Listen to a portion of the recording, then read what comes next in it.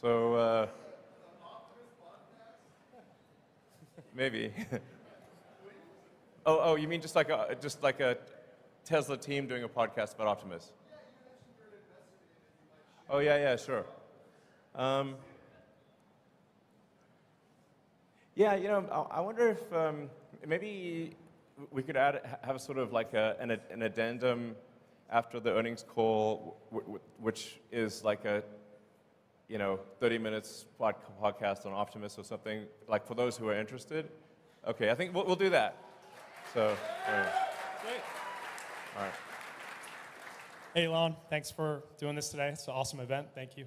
Welcome. Thanks for coming. Hope you guys are having a good time. Yeah, having a great time.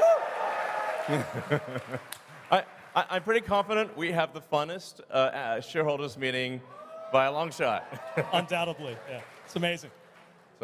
So I'm really excited about a lot of things with Tesla. It's hard to pick a good question that is going to cover everything. But with the energy side of the business, I think it's hugely underrated. I mean, we've got tons of problems in California with rolling blackouts. Sure. How do you think you can incentivize people, more for solar, battery backup, and we've got the referral program that's been beefed up as well. So, what are your thoughts there? How we can get people on board? Yeah, actually, one of the challenges in California and a few other places is that in order to have the Powerwall be like an uninterruptible power supply for the house, we have to actually have a switch that disconnects you from the utility. Otherwise, you just, send energy into the grid, and it doesn't do anything. That's actually been quite difficult with utilities, but I'd like to thank PG&E for recently helping us get approval for installing the backup switch for Powerwall in California so that people can have uninterrupted power in California. And we're working on that in every jurisdiction. So I'm confident that that's going to be a great long-term situation. And then, as I mentioned, Megapack is growing very, very rapidly. Yeah, so things are, things are really growing like ridiculously fast on the energy storage front. So yeah, I feel good about that situation. All right, next question.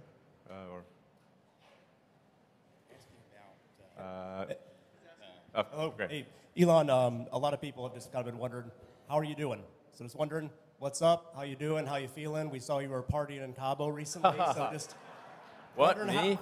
Must have been someone else. Yeah, so how are you doing? Just human to human, how you doing? Well, I have to say, it's been of a roller coaster situation. Like,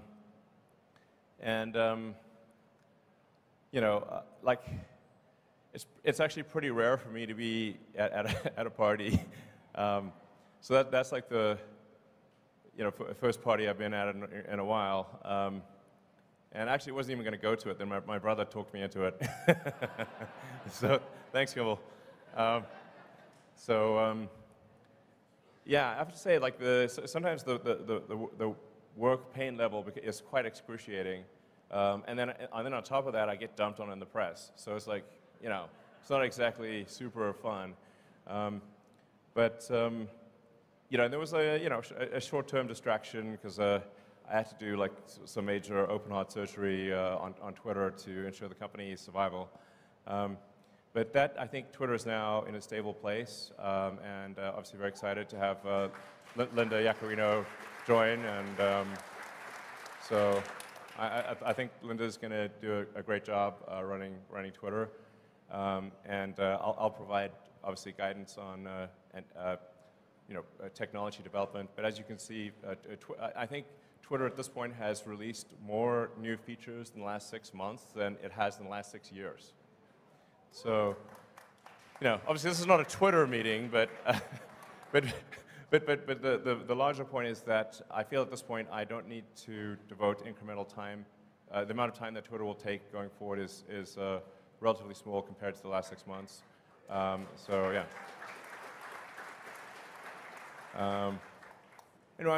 Apart from like there's like some macroeconomic things that we can't do anything about, overall I feel very good about the health of the companies, and I'm increasingly optimistic about the future. Thanks for asking. It's kind of you to ask. So.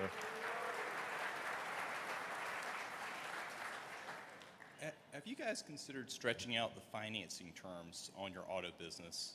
You talked about earlier, consumers don't necessarily look at the sticker price they're paying. All they're concerned about is monthly payment. Right. And one of the fundamental advantages of an EV is that it's substantially more durable. And so would you guys ever consider stretching terms out to 10 years, especially in this rate environment, given the shape of the yield curve? Extending the terms out that farther, you'd actually be capturing a lower cost of funds. Yeah, I mean, the important thing to appreciate is that, like, that the vast majority of the financing is from banks. So it's kind of whatever the banks are prepared to do. I mean, this year, I guess we'll do on the order of $100 billion of sales. And we don't have $100 billion in cash to finance that. So the vast majority of it has got to come from, from banks. So it's really the bank's choice of what they're willing to do. And it has been tricky with banks recently because, as I mentioned earlier, if you're a bank and you're not sure whether you're going to be alive or not, it's a pretty big distraction. And increasing your auto loan portfolio is very much a secondary priority. So it's just important to appreciate it's not up to Tesla, it's up to the banks. And there's not some easy solution where you can say have a so-called a captive financing arm, et cetera, because you have to securitize those loans. And the market for securitizing them is weak. There is no, I wish there was an easy path, but there isn't. So, I think it's just important to remember that the economy moves in cycles. And we've had a very long period of upcycle. The next 12 months will be, I think, difficult for everyone. And I think, when Berkshire Hathaway had their annual meeting, Warren and Charlie actually said, like, hey, this year, the Berkshire companies are going to make less money. They're very well-run organizations, and I think that's just generally true for the economy. So, it's also important to remember that there are good times and there are dark times, but then the good times follow the dark times. So, my advice would be, don't look at the markets for the next 12 months. If there's a dip, buy the dip. And I think you will not be sorry because there's just generally a sort of there's an economic cycle to things, but things come back up. So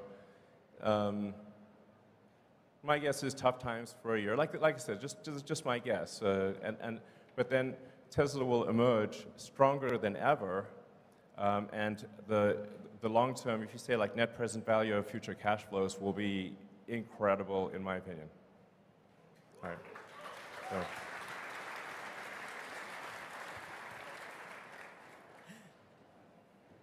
Hey, Elon, meet Kevin here. Hey, how's it going? Good, thanks. So Tesla is the largest position in my ETF, ticker PP, and that's for pricing power. Right. And I'm curious, I really think that some of the features that you highlighted here, like the over-the-air airbag deployments of improving the features, the safety features, are great things that we could be advertising. I know you've heard this many times before. I know you have. But sorry, go ahead, yeah. $525 off every car this year is half a Netflix's advertising budget. $1,000 is the entire Netflix advertising budget, and I see their ads everywhere. Why not advertise these things that you told us here? I feel like nobody else knows about this. I just talked to Gordo, the Tesla bear, and he's still talking about 2016 New York Times pieces. These people are in the past, man. That's like 7 years ago at this point. Yeah, that's what I'm saying. Yeah, it's actually, I talked to a lot of people, and they still think that like Teslas are like super expensive. And like, no, actually, the starting price for a Tesla is below the average auto price in the US. It's like, and that's a good thing. Yeah. I mean, I think it's good that it's that way, like our goal was always to make cars that are affordable to the general public. So I hear you. I mean, I think, and it's indeed ironic that, Twitter is like highly dependent on advertising. So, here I am. It's like, never used advertising really before, and now have a company that's highly dependent on advertising. So I guess I should say advertising is awesome, and everyone should do it. But I think I hear your sort of larger point, which is that there are amazing features and functionality about Teslas that people just don't know about. So, yeah. And although there's obviously a lot of people that follow, like, say, the Tesla account and the my account, whatever, on Twitter, to some degree, it is preaching to the choir, and the choir is already convinced.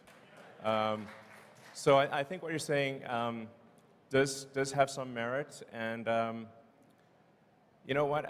I believe in taking suggestions, so we'll try a little advertising and see how it goes.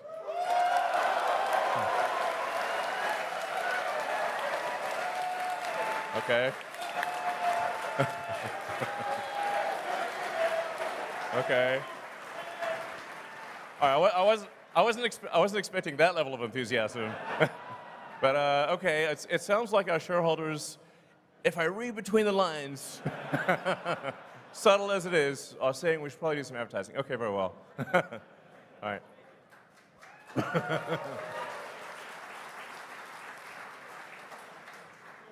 Hi, Elon. Hi, Tesla. Thank you for everything. So my question is regarding, you recently added Steam to the car, and that's great. We can play video games. Is Tesla currently developing the ability for other parties to develop apps for the car? For example, if we can buy actually customizable themes for the operating system of the car, I think you can make some revenue there, like that space themes for the car or Lord of the Rings or stuff like that. Do you have any interest in that right now? Well, I mean, the important. So I think the notion of having entertainment apps and whatnot becomes increasingly important as the cars achieve self-driving, because otherwise you can only really play games or watch movies or whatever when the car is stationary. Which if it's charging or whatever, then you can use it. But when it's at the point at which it's full self-driving, I think it's very much about entertainment and productivity. So I think that is something that might make sense in the future. But overwhelmingly, the focus right now for Tesla software, apart from improving safety, is achieving full self-driving, and then getting full self-driving to be much safer than human driving. And then once we achieve full self-driving, I think that there could be a lot of opportunity for apps and whatnot. But even in the car as it is today, for a Model S and X, we've made a sort of a full Steam integration. So you can actually just literally log on with a Model S or X with your Steam account and play any game that is on Steam, which is a lot of games, which is pretty wild. I think a lot of people don't know that. You can play with a keyboard and mouse. You can play with a joystick or controller. You can also play Netflix, YouTube, or anything else. I mean, for my little son X, he loves watching, actually loves watching rocket videos in the rear screen of the Model S and X. So so it is something that we will do long term. But what I'm saying is we already have a lot of stuff there, and we'll do more as self-driving becomes a reality. So.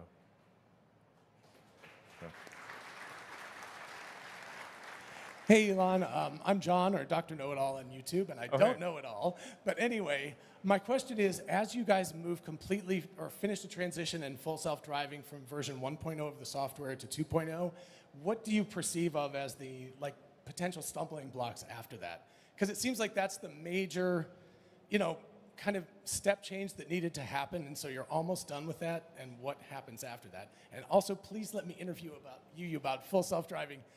I'll spend 2 hours talking about just that. So, thank you. Well, one can really think about full self-driving as a sort of a march of nines of reliability. So we need to get to the point where the probability of injury is lower than that of the average human driver, and then ultimately probability of injury is much lower. So even at the point at which the car is capable of driving itself, there's still actually a lot of work to do, because every year there's 1 million people that die in auto accidents, and I think probably everyone in this audience has friends and family that have died or been seriously injured in auto accidents, and for every there's like 1 million people that die. There's 10 million people roughly that are seriously, like, permanently injured, and so it matters that if we can get that down by an order of magnitude, there's like 900,000 lives saved per year, maybe 9 million severe injuries prevented per year, and so that really, I think, morally has to be our primary goal,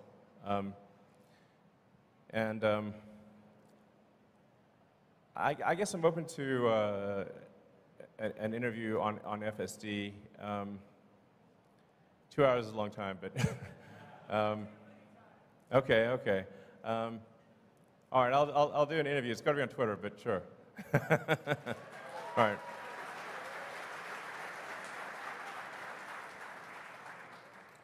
Hi, Elon. I'm Josh Phillips, long-term retail investor. My question's about battery-grade lithium supply in the next 10 years. Lithium experts all agree that mines are just not coming online fast enough to meet battery supply. And actually, Drew Baglino pointed this out recently. Some mines take 10 years plus to be permitted. And even GM has actually announced like huge lithium deals that will like secure away supply from the rest of the industry. So what's Tesla's plans to get more supply of lithium at the mine level outside of refining, but also at a deeper level than a traditional offtake? Because as we know, he who controls the spice controls the universe. Sure.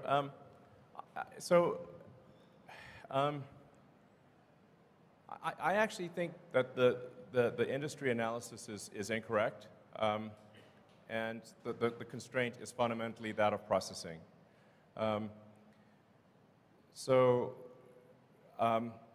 Now, our refinery in Corpus Christi that we're building is primarily oriented towards refining spodumene, of which there is a truly vast amount in the world.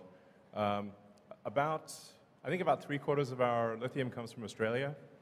And frankly, you could increase the rate at which the mines are operating, and the limiting factor is not how fast can you mine, but how fast can you process. So the mines are only going to produce ore at the rate at which refineries can handle the ore, or it's pointless. So I think my opinion, and obviously I could be wrong about this, but is that it's really not about the lithium ore. Lithium is extremely common. Lithium is everywhere. In every country's got lithium. It's not like oil. So lithium is one of the most common elements on Earth. But taking the lithium ore and refining it to battery grade is extremely difficult because the purity levels required for a battery are extremely high. If you have even a small impurity, then you will degrade the life of the cell dramatically. So you need ultra-pure battery grade lithium, and that's why our focus is on refining as opposed to mining. Thank you.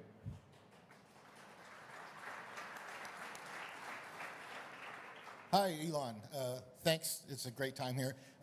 You spoke about safety in your presentation of the vehicles, and I just want to say I'm thankful to you for building such a safe vehicle because I'm here today with my son.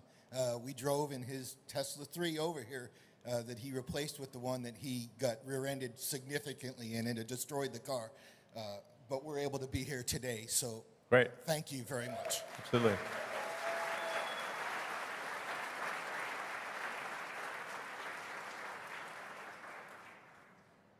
So, what's your way to look? There? Okay. Hey, how's it going? My name's Austin Gregory. I'll ask about this because I don't think it gets near enough love. But I was wondering if there are any updates on the next-gen Roadster, actually.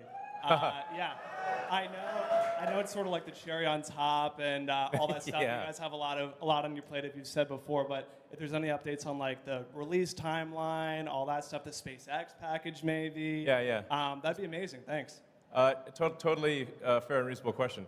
But where is that thing?